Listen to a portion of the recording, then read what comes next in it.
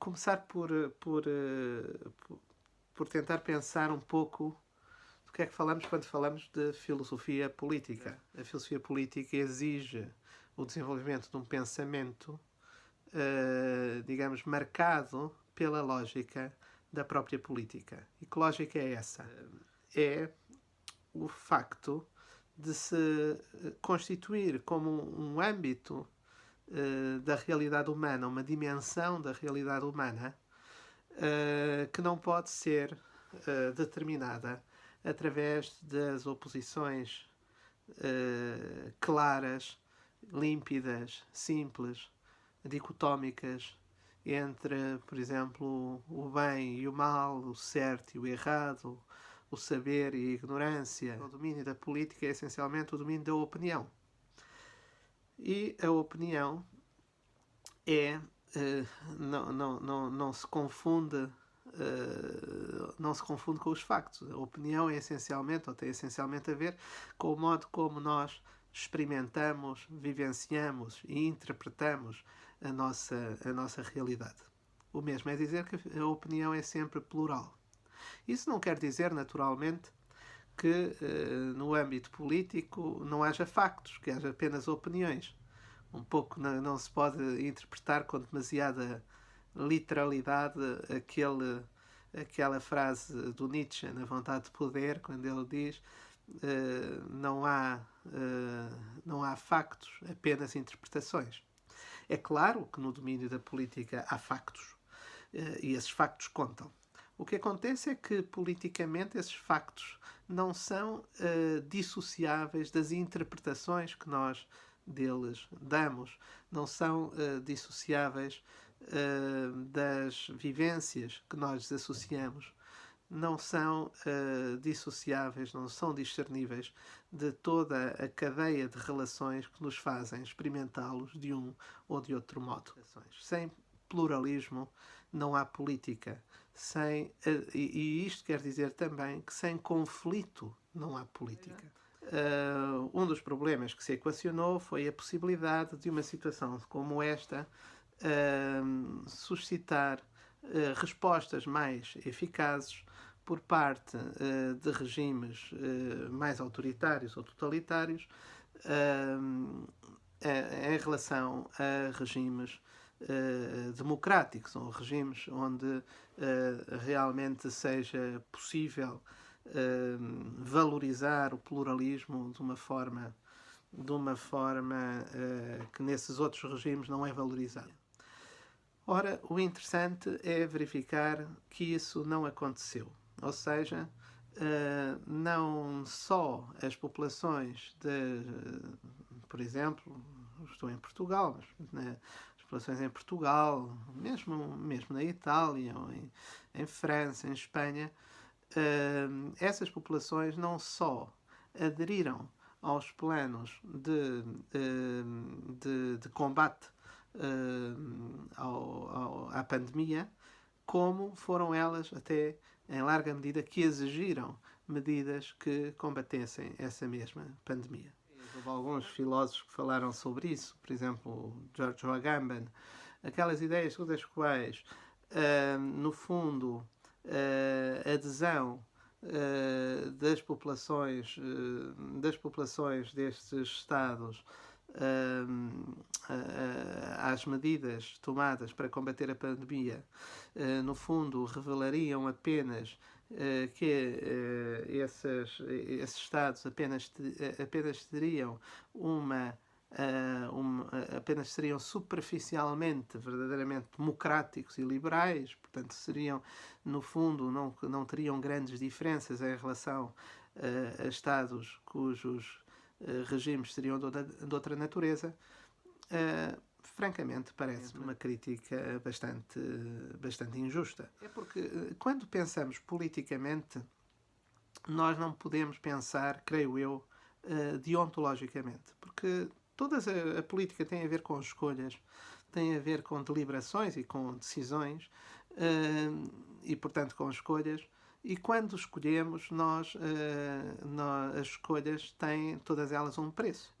Quando o vírus se começou a espalhar a partir da China, Naturalmente, num primeiro momento, augurava-se que a Coreia do Sul estaria numa situação dramática, ou seria atingida de uma forma avassaladora. Tal não aconteceu.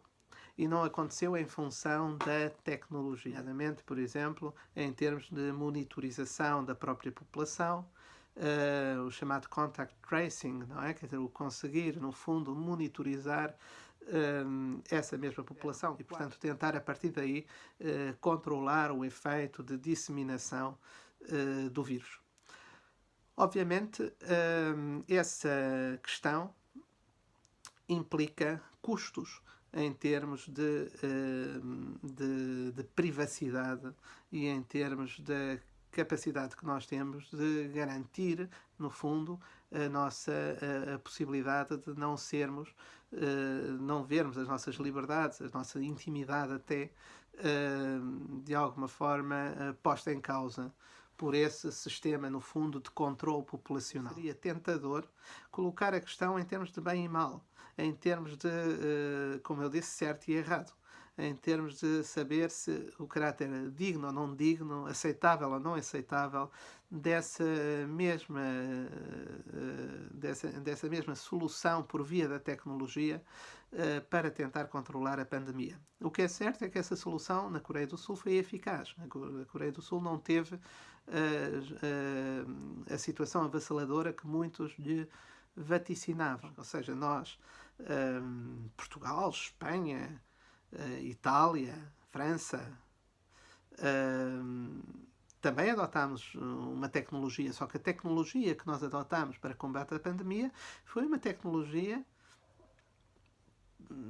digamos, mais do que obsoleta, pré-moderna. Ou seja, nós estamos a combater a pandemia como com os métodos que se aplicavam na Antiguidade ou na Idade Média. Estamos simplesmente a confinar a população e a evitar contacto social.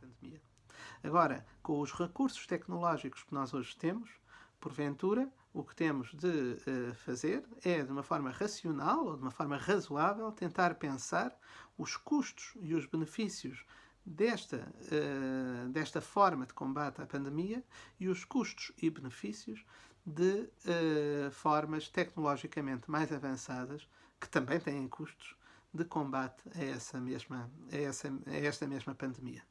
E isso deve estar em aberto. Seria bom conseguirmos falar sobre este assunto sem demonizar ninguém. Eu dizia há pouco que a política tem a ver com opiniões, mas que as opiniões convivem com os factos. Portanto, o mundo político é um mundo de opiniões, mas essas opiniões coabitam com os factos que as suportam. Podemos debater politicamente muita coisa acerca do caráter da pandemia. Agora, não podemos ignorar que ela está aí. E não podemos, portanto, podemos interpretar os factos de várias maneiras e vivenciar e experimentar os factos de várias maneiras. Agora, é má a ideia negar os factos. Quando eu ouço o presidente brasileiro dizer que esta situação da pandemia ou o vírus consiste numa gripezinha, eu fico seriamente preocupado, porque o que está subjacente a esta ideia é que, no fundo, a realidade não tem consistência nenhuma, não há senão factos que nós possamos manipular como queremos e, portanto, a realidade não tem nenhuma, não tem nenhuma consistência, como eu dizia, e é, na perspectiva que parece estar subjacente no espírito do Presidente do Brasil, a realidade é o que nós fazemos dela. Portanto, se eu quiser que seja uma gripezinha, será uma gripezinha. O problema é que a realidade na política impõe-se-nos, entra-nos pela porta dentro. Não somos nós que a fazemos. E isso tem a ver com o que eu disse exatamente há pouco. Portanto, diante da realidade que nós temos, é que as nossas escolhas e as nossas interpretações e todo o debate é possível. Se não houver realidade, não há também pluralismo. Há simplesmente um conjunto de idiosincrasias disseminado. Isso não é pluralismo. Então, portanto, a primeira coisa a fazer, e com isto vou terminar, a primeira coisa a fazer para pensar realmente esta situação da pandemia parece-me ser encarar a própria realidade. E isso quer dizer que a realidade com a qual a realidade da pandemia também é uma realidade complexa, não é apenas um problema em sentido estrito de saúde pública. É tudo o que implica esse problema da saúde pública, nomeadamente a questão económica, nomeadamente o facto de ser insustentável, porventura, para as nossas sociedades, o facto de manter a possibilidade de manterem as suas populações confinadas durante muito tempo. Isso é insustentável socialmente e economicamente. E, portanto, porventura, nós podemos debater se, por exemplo, relativamente às medidas de confinamento, se não seria mais razoável ter medidas de confinamento mais mitigadas, mas, porventura, mais sustentáveis ao longo do tempo. Ninguém sabe. O grande problema da situação em que vivemos é que estamos, no fundo, todos a tentar adivinhar um pouco o que é que se vai passar. Mas, em todo o caso, e com isto termino, o que me preocupa justamente é, em vez de tentar encarar a complexidade do problema e debatê-lo e considerá-lo de frente, é muito preocupante a tentativa de enterrar a cabeça na areia e dizer que não há problema nenhum. Isto vale tanto para aqueles que dizem que não se trata de um problema, se trata de uma gripezinha, portanto não há no fundo problema nenhum e o que é necessário é que as pessoas continuem a trabalhar, portanto salvem a economia no sentido de continuarem a trabalhar como se nada se estivesse passando.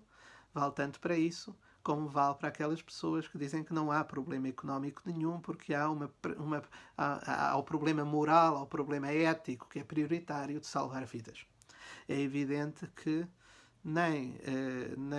não é possível salvar essas vidas se a economia colapsar, se os hospitais colapsarem, porque os hospitais dependem da situação económica, naturalmente, e, portanto, toda essa questão, todas estas questões têm de ser pensadas politicamente de forma integrada. E a política é a maneira justamente de as pensar de forma integrada e não unilateralmente.